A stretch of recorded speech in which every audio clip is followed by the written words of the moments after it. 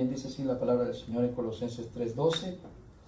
Vestíos pues como escogidos de Dios, santos y amados, de entrañable misericordia, de benignidad, de humildad, de mansedumbre, de paciencia, soportándoos unos a otros y perdonándoos unos a otros, si alguno tuviere queja contra otro, de la manera que Cristo os perdonó, así también hacedlo vosotros. Y sobre todas estas cosas vestíos de amor, que es el vínculo perfecto. Y la paz de Dios gobierne en vuestros corazones, a la que asimismo fuisteis llamados en un solo cuerpo, y sed agradecidos. Verso 16. La palabra de Cristo more en vosotros, o more abundantemente en vosotros, enseñándoos y exhortándoos unos a otros en toda sabiduría, cantando con gracia en vuestros corazones al Señor con salmos e himnos y cánticos espirituales, y todo lo que hacéis, sea de palabra o de hecho, hacedlo todo en el nombre del Señor Jesús, dando gracias a Dios Padre por medio de Él. Muy bien, tomen sus lugares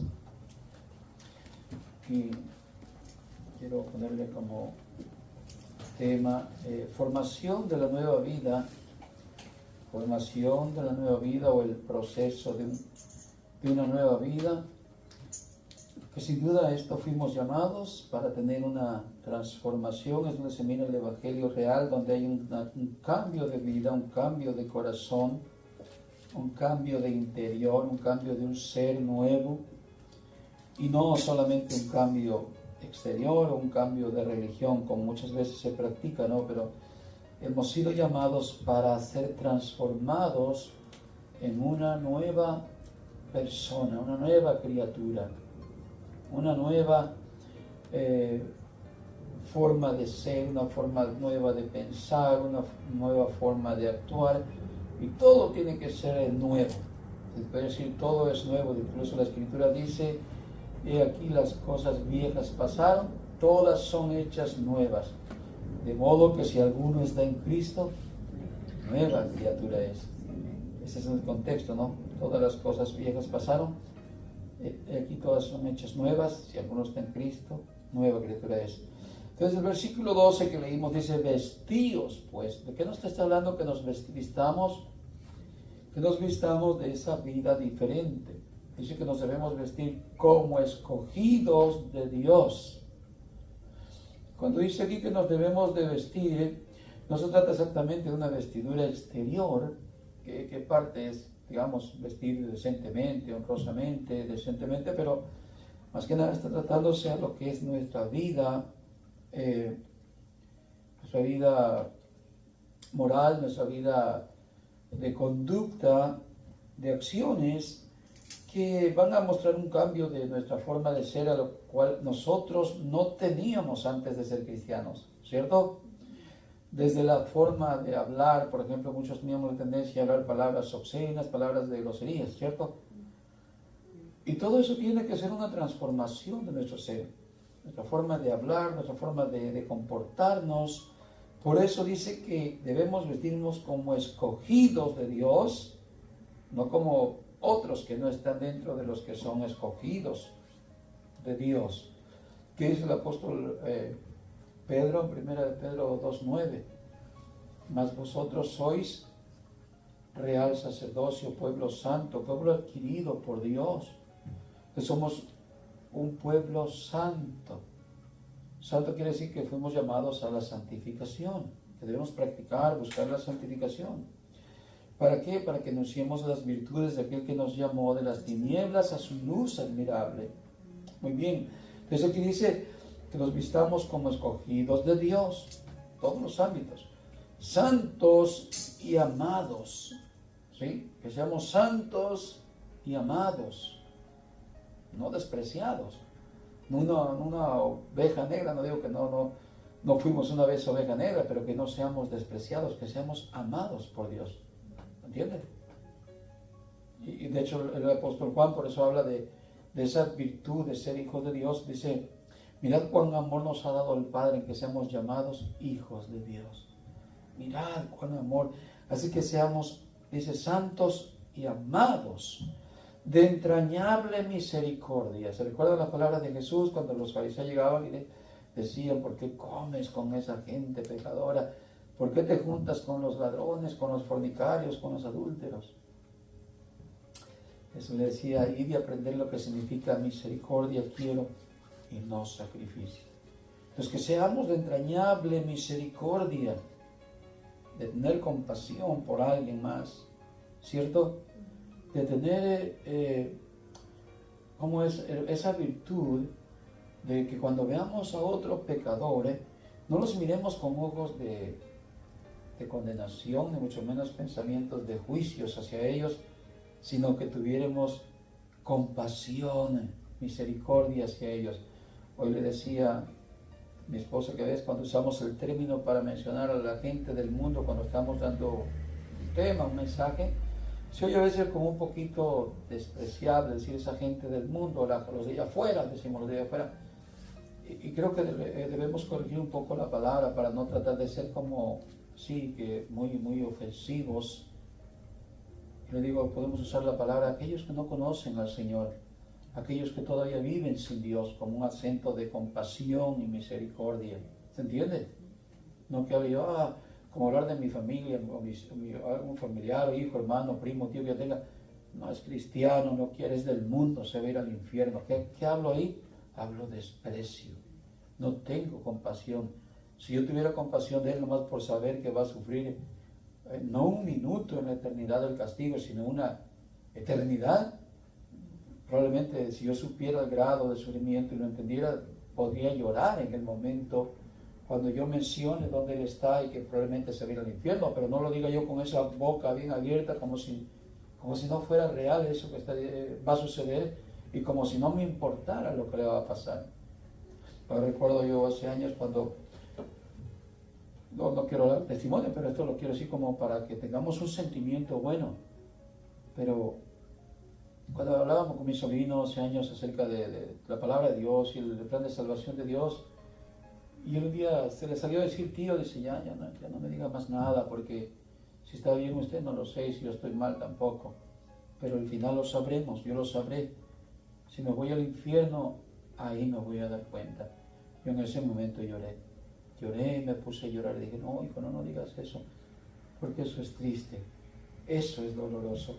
Y muchas veces nosotros se nos sale fácilmente ir, te vas a ir al infierno, decirle a otro, te vas a ir al infierno.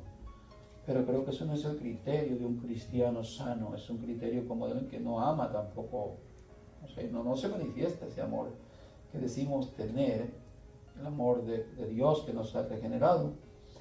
Así que dice, de entrañable misericordia, que dijo Jesús acerca de eso, que el amor de Dios es grande y se manifiesta porque Él dio su vida por nosotros, ¿cierto? Y nosotros debemos dar la vida también por nuestros amigos. Muy bien. De benignidad, dice.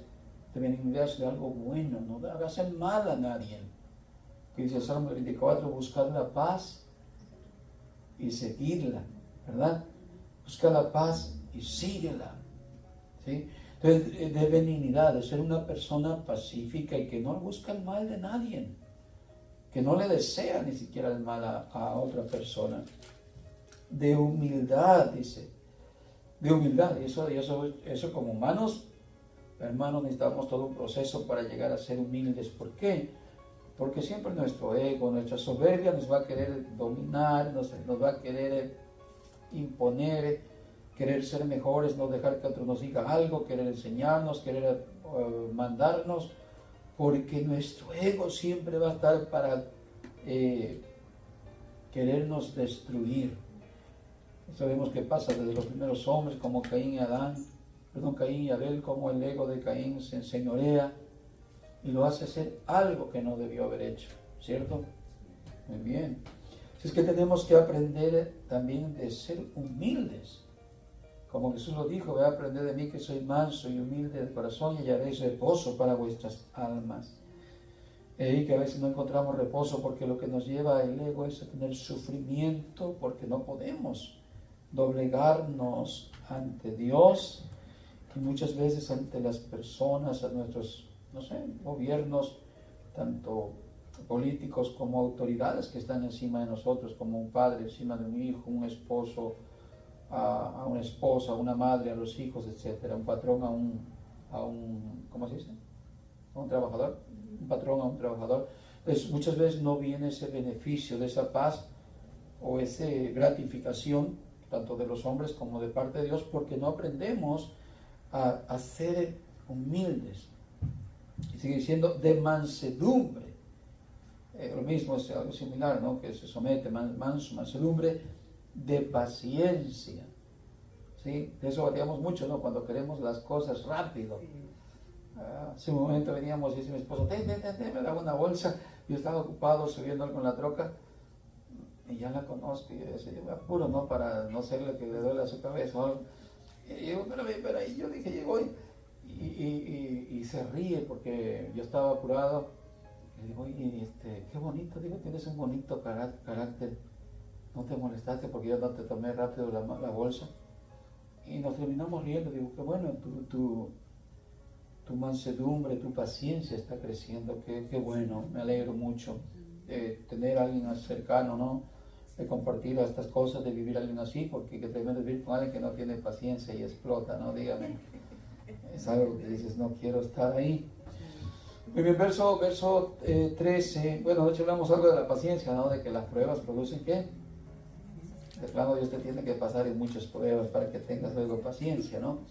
Verso 13. Luego el problema es que pedimos, Señor, dame paciencia. Oramos directamente, dame la paciencia porque no aguanto a mi pareja, mi hijo, no aguanto a mi patrón. Y Dios lo que te manda es la prueba para que aprendas la paciencia, ¿no? Así es que cuando pida paciencia, piense que no le va a venir así un rayo de Dios y decir, tengo un montón de paciencia. No, van a ser las pruebas las que le van a enseñar a tener paciencia. Fue lo que tuvimos anoche en el estudio del libro de Romanos, que dice que primero es la tribulación, produce ¿qué? Prueba. Y la prueba, esperanza. ¿Sí?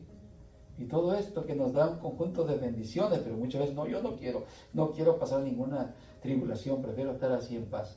No, ese es el proceso de un cristiano de que va a entrar, quiera o no, en el proceso de su santificación y tiene que pasar estas dificultades o pruebas o tribulaciones. Muy bien, verso 13 dice, soportándoos unos a otros y perdonándoos unos a otros. Muy bien, quiero avanzar un poquito hasta el verso 16, que quiero enfocar un poquito en eso para hablar de esto, que es como la manera de cómo tener esta gracia, cómo ser vestidos de Dios, cómo ser santos y amados, de entrañable misericordia, cómo lograr estas cosas. Lo quiero sacar de este verso 16, que va a ser como el medio que Dios nos dice, de esta manera tú vas a poder lograr esto que se te demanda. En el verso 16, mire lo que dice. La palabra de Cristo more en vosotros, o more abundantemente, more con abundancia. No es como que recíbela como un inquilino que te va a rentar por 30 días o un mes, o hace un contrato por un año, pero después se va a ir. No, la palabra es que dice que more, que viva, que esté dentro de nosotros todos los días de nuestra vida. Ese es el mensaje que nos dice la Escritura, que la palabra de Dios tiene el efecto de hacernos santos, piadosos, misericordiosos, pacientes, perdonadores, humildes, y de todo esto que nos habla aquí en el contexto, que nos vistamos de benignidad, que nos vistamos de amor y de justicia. ¿Cómo va a ser cuando la palabra de Cristo esté viviendo dentro de nosotros y no pocamente, sino abundantemente? Es entendible. ¿Quién puede tener estos requisitos que dice aquí que debe de vivir el hombre que está siendo transformado a una nueva vida? Si no tiene nada del conocimiento de Dios, si no practica la palabra de Dios, ¿cómo va a lograr poder tener ese cambio? No puede. Por eso el consejo al creyente es que debe de llenarse cada día, pensar más leer más la Escritura, meditar más en la palabra del Señor, para que a través de la meditación y el conocimiento de Dios, que ahora se está llenando el corazón o la mente, está siendo transformado a todo lo que el Señor nos demanda como un buen hijo de Dios. ¿Sí? Así es que dice que more la palabra de Cristo en vosotros con abundancia. ¿Y qué más dice? Enseñándoos y exhortándoos unos a otros en toda sabiduría. Muy bien. Así es que vemos ahí que Dios nos enseña que debemos tener el corazón, la mente llenos del conocimiento y de la palabra de Dios, que more, no que divaga, no que no sé ni si la quiero o no tener, sino que debo de vivir llenándome cada día de la palabra del Señor. ¿Para qué? Para ser guiado por la palabra de Dios.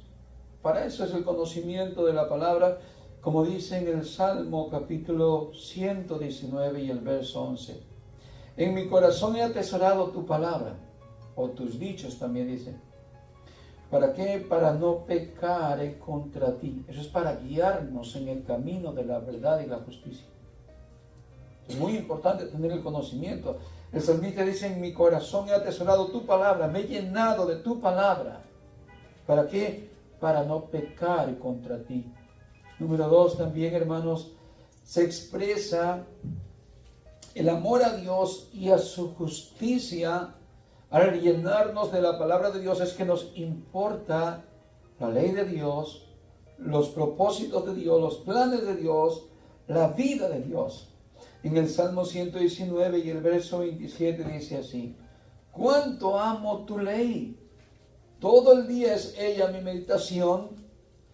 Imagínense, ahí está diciendo el salmista que como ama a Dios, dice, amo tu ley, amo tu palabra. Hay gente que lo rechaza la palabra del Señor, pero hay creyentes que aman la palabra de Dios. ¿Sí? Jesús mismo dijo, el que me ama, mi palabra guardará, y mi Padre le amará, y yo le amaré, y vendremos a él, y nos manifestaremos en él, y haremos morada en él. ¿Qué expresamos cuando atesoramos la palabra de Dios? Cuando nos queremos llenar de la palabra de Dios, sabiendo que eso nos va a transformar, estamos expresando que tenemos amor a Dios. El salmista dijo, cuánto amo tu ley, con un signo de interrogación, de admiración. Y luego dice, todo el día es ella mi meditación.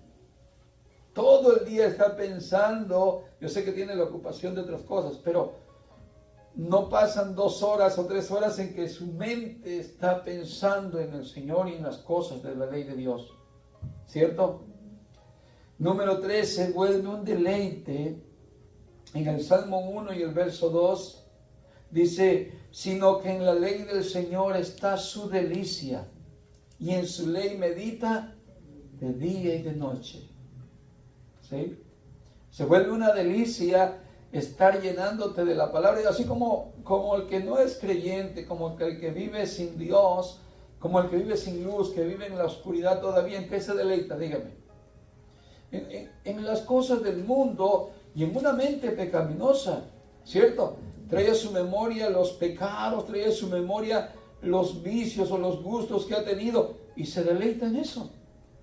Pero el creyente, el Hijo de Dios, trae a su mente la ley de Dios, los mandamientos de Dios, y son una alegría, un gozo, una bendición, una esperanza viva, un deseo de querer agradar a Dios por los beneficios que recibe a través de conocer la palabra del Señor, porque lo inspira.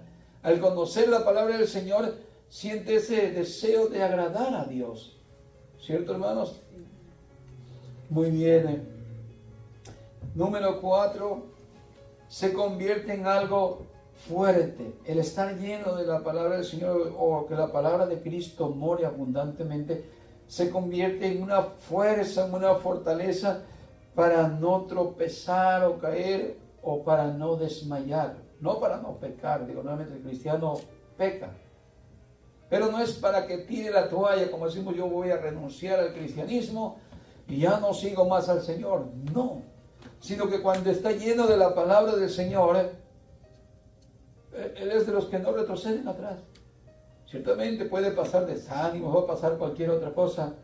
Puede ser que hoy tuvo un resbalón y dice, híjole, me descuidé, pero sigue hacia adelante. Experimenta que es humano, que es débil, llora, pide perdón a Dios, pero no desmaya su corazón, ¿cierto? Porque está lleno de la palabra del Señor y la palabra del Señor viene y lo consuela y lo fortalece. Es todo lo contrario. Cuando tenemos poca alimentación y poca palabra de Dios en nuestra vida, fácil caemos y tropezamos. Es como aquel dicho ¿cuál dice? Que los jóvenes flaquean y ¿cuál es la otra parte que dice? Mas los que esperan en el Señor recibirán nuevas fuerzas. Correrán y no se cansarán, caminarán y no se fatigarán. ¿Sí? Levantarán alas como de águilas. ¿Por qué? Porque está nutrido con la palabra del Señor. Entonces se vuelve una fortaleza en el creyente, en el que está teniendo un cambio de una vida en Dios.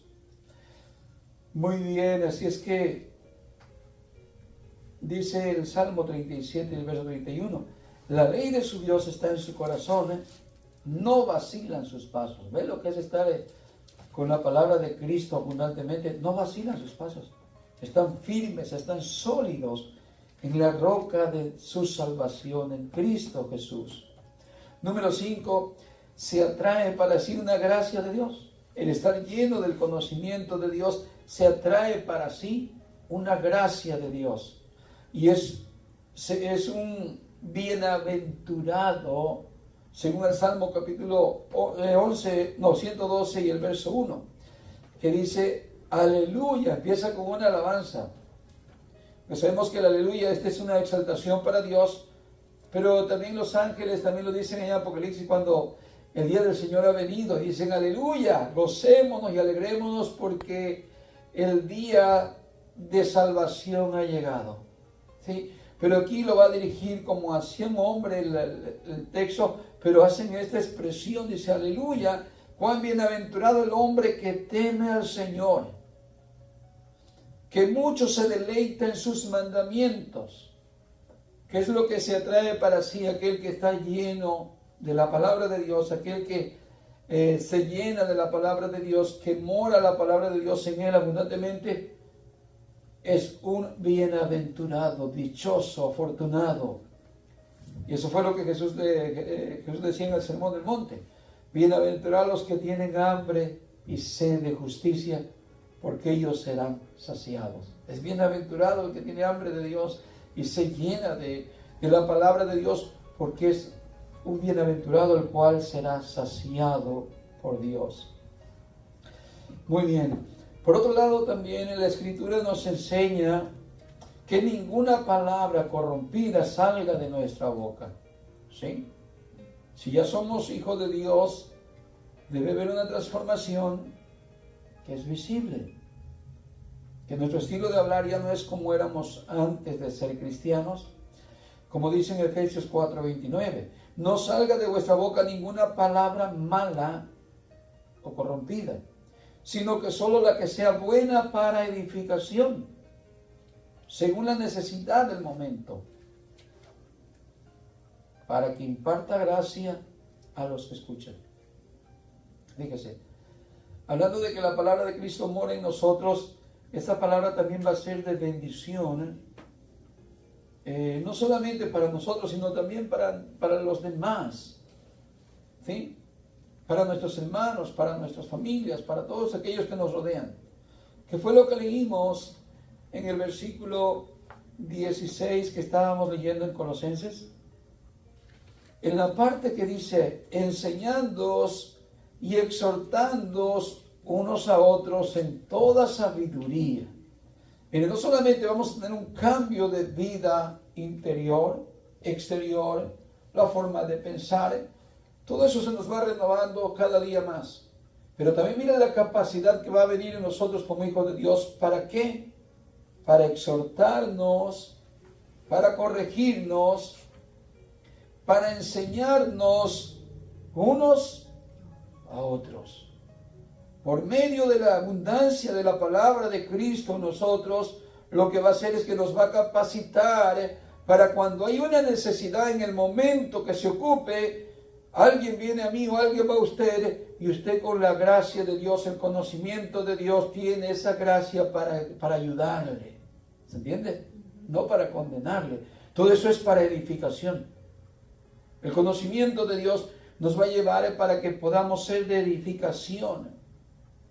Por eso leímos acá en Efesios que no debe salir de nuestra boca ninguna palabra mala. Es aquí que muchas veces nosotros no hemos aprendido a refrenar la lengua y maldecimos. Si sabe qué es maldecir, no maldecir es hablar mal de alguien. Maldecir. Hablamos a espalda de ella o de él, decimos cosas que no son, mentimos, o hablamos cosas que no debemos hablar. Pero muchas veces esto pasa hasta lo más cercano a nuestros hijos, nuestros cónyuges.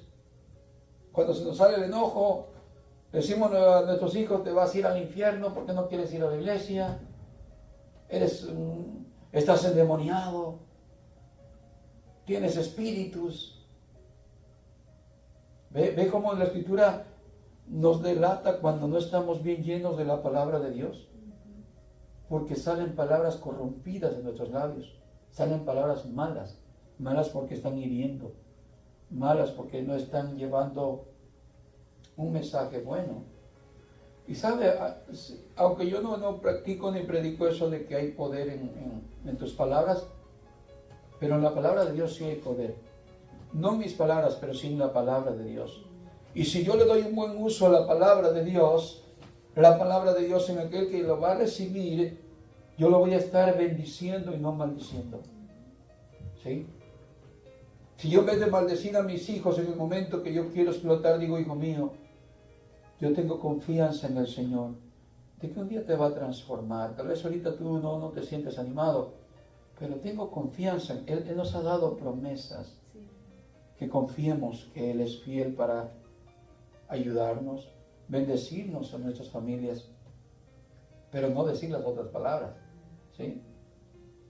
Muchas veces usted va a sentir cuando habla con alguien que esa palabra que usted le va a dar es como para descanso para su alma, para consolación.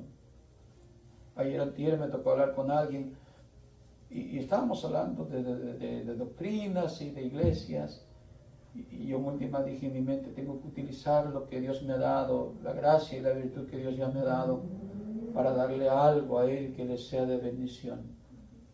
Y le dije: ¿sabes qué? Le digo: te voy a dar algo que sea un refrigerio para tu alma. Y le expliqué algo que yo creo que eso le pudo haber ayudado. Y dejamos de ir de pelear mucho en cuanto a defender las religiones, y le dije: ¿sabes qué? Lo importante es que nos amemos.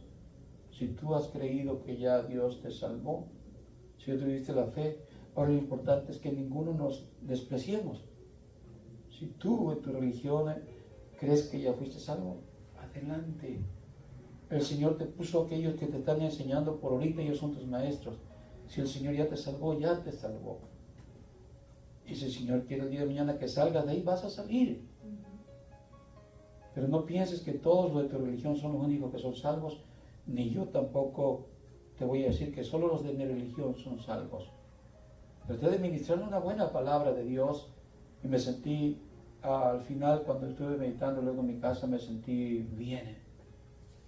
Y es lo que demanda la Escritura, que debemos estar preparados en el conocimiento de Dios para compartirla con mansedumbre y reverencia, y que de nuestra boca debe salir la palabra sazonada, que eso sazonada quiere decir lo que se necesita en el momento, no cualquier disparate, pero para decir cosas buenas en el momento se necesita que la palabra de Cristo more en nosotros, para que no salga malicia, para que no salga envidia, para que no salga perversión.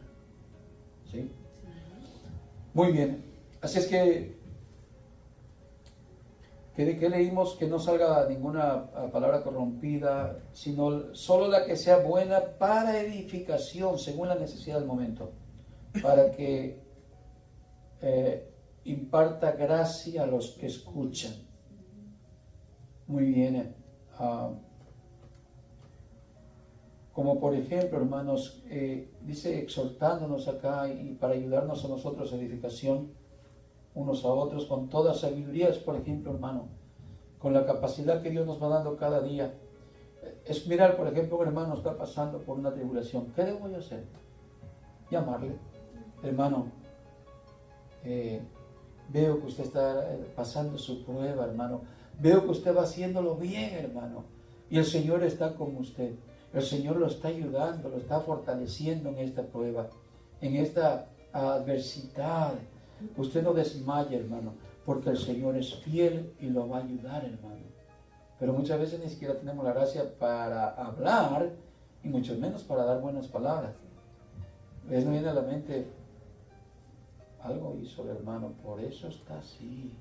El otro de por sí se está muriendo pensando que algo malo hizo y yo ni le llamo para decirle nada y todavía estoy maquinando que algo le está pasando por lo que hizo, pecó, yo qué sé qué hizo. Y aquel pues, hermano tal vez, si está pensando que algo hizo, yo le digo, hermano, es que usted no hizo nada malo, probablemente solamente es su proceso, hermano. Pero Dios lo va a restaurar, de ahí lo va a sacar mejor. Imagínese las palabras que siente él para su alma. Esas palabras las recibe el alma.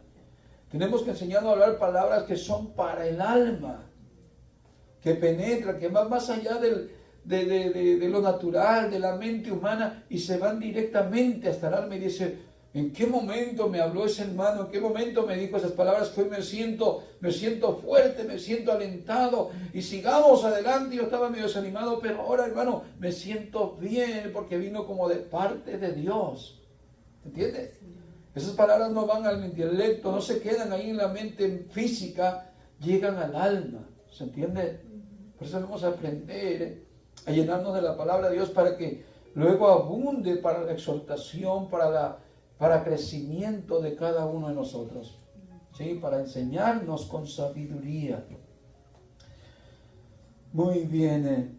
Ahora también, hermanos, cuando no estamos enseñados por la falta de la palabra de Cristo que mora en nosotros, no refrenamos nuestra lengua muchas veces y no nos enseñamos a bendecir, sino que muchas veces a maldecir.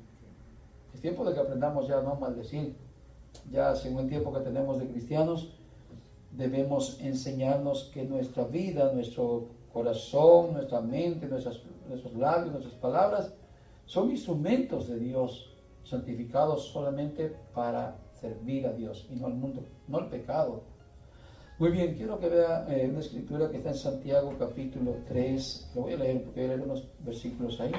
Santiago capítulo 3, el verso 2. O desde el verso 1. Habla acerca de la lengua, dice el verso 1, hermanos míos, no os hagáis maestros muchos de vosotros, sabiendo que recibiréis mayor condenación, porque todos ofendemos muchas veces. Si alguno no ofende en palabra, este varón es perfecto y capaz también de refrenar todo el cuerpo. Ahora, le voy a introducir un poco ahí al capítulo.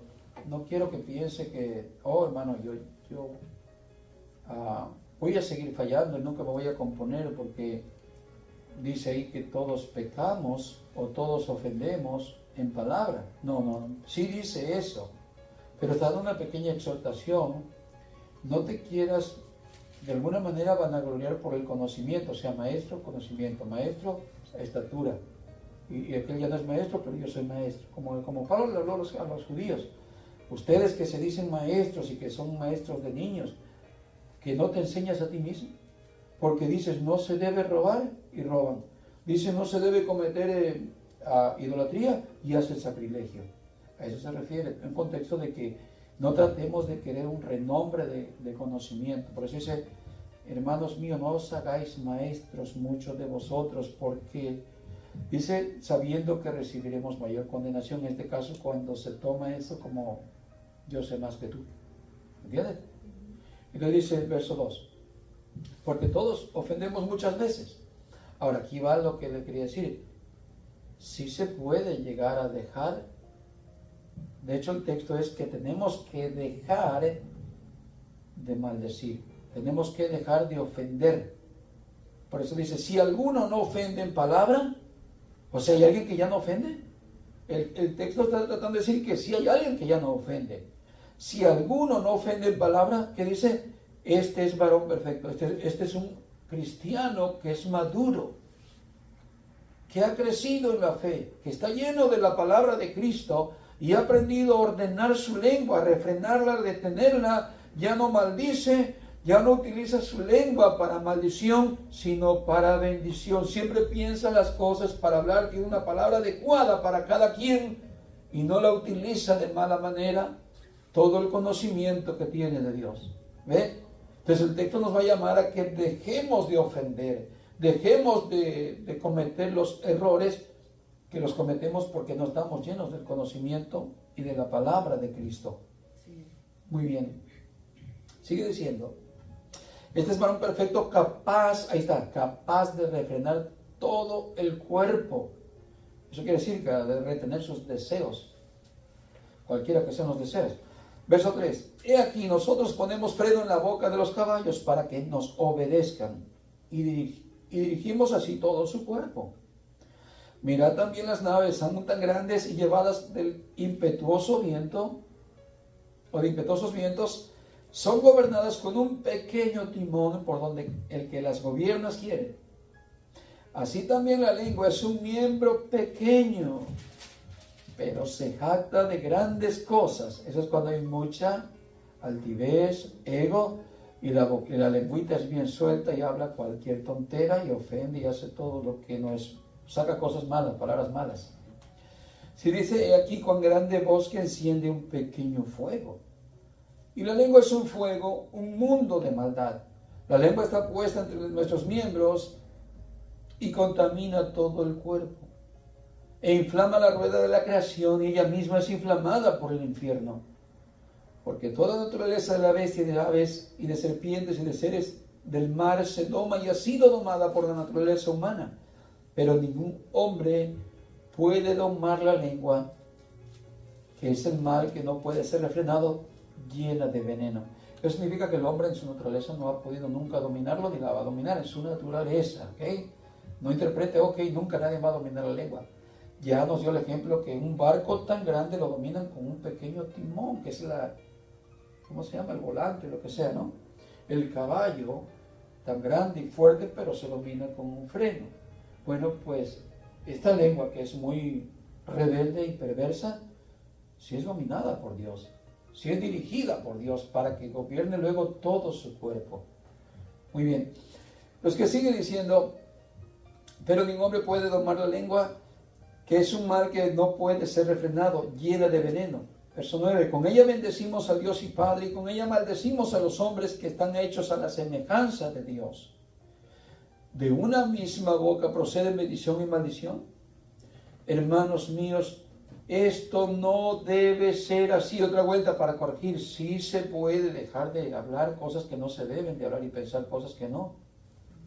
¿Por qué? Porque la palabra de Cristo morando en nosotros, ¿qué dice la Escritura? Trayendo todo pensamiento vano a la obediencia a Cristo. Esto sucederá cuando estemos llenos de la palabra de Dios, que la palabra de Cristo more, que viva, no esté el inquilino ni el visitante. Hermanos míos, dice, el verso 11, ¿acaso alguna fuente hecha por una misma abertura agua dulce y amarga? ¿Usted conoce alguna? La naturaleza no nos enseña eso, ¿no? Solamente hay una que sale o dulce, otra salada o amarga, como sea. Pero no echan de las dos al mismo tiempo, ¿cierto? Muy bien, dice, hermanos míos, dice el verso 12, ¿puede acaso la higuera producir aceitunas o la vid higos?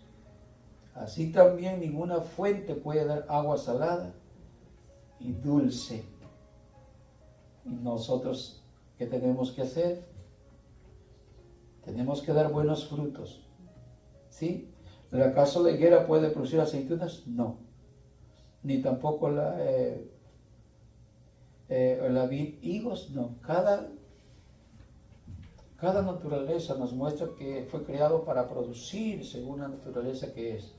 Y nosotros, como por nuestra naturaleza en Dios que tenemos de la nueva vida, tomando de la savia que es Cristo, de esa alimentación, nosotros tenemos que dar frutos según lo que hemos sido llamados por Dios, hijos amados, hemos sido hechos para ser escogidos, santos y amados. Así es que nos da la solución el texto de cómo podemos llegar a ser lo que Dios demanda de nuestro estilo de vida cada día. ¿Cómo? Llenándonos de la palabra de Cristo. Amén. Aún dice que debemos, aparte de exhortarnos, dice, cantando con gracia en vuestros corazones al Señor. ¿Sí? Cuando estoy meditando en la palabra, por ahí de repente no estoy leyendo un proverbio, no estoy leyendo Apocalipsis, pero me voy a leer un salmo aquí en mi mente, en mi corazón, y me leo un cantito. Señor es mi pastor, con salmos, himnos, eso estoy meditando. No en la novela, no en la película, no en la matanza, en la sangre, todo eso, no, sino con cantos e himnos, dice, cantando con gracia en vuestros corazones al Señor, con salmos, himnos y cánticos espirituales. Y para quitar todo ego, dice el verso 17, y todo lo que hacéis, sea de palabra, de hecho, hacedlo todo en el nombre del Señor Jesús, dando gracias a Dios Padre por medio de Él. Sí, cuando yo hago algo para ti, si es algo de una palabra que tú necesitas, el conocimiento de Cristo que tengo en mí, me va a servir para dártelo, pero no lo voy a dar como para ganarme honra, sino que todo lo que haga de hecho o de palabra, tal vez no fue ninguna palabra, fue un servicio que te di. ¿Se entiende? Y todo eso, hacerlo, ¿sí? De hecho, de palabra, hacerlo todo en el nombre del Señor Jesús. O sea, en el crédito para Él. Y por Él lo hice. Como que de Él vino para ti. No de mí, porque de mí no sale nada bueno. ¿Entiendes? Muy bien. Así es que aprendimos hoy que nuestra formación de una nueva vida está rodeada, o es necesario que la palabra de Cristo llene nuestros corazones. Pónganse de pie, vamos a orar. Vamos a dar gracias a Dios por esta enseñanza. Señor y Padre Santo, le damos gracias nuevamente que nos habla en nuestras vidas, que fuimos rescatados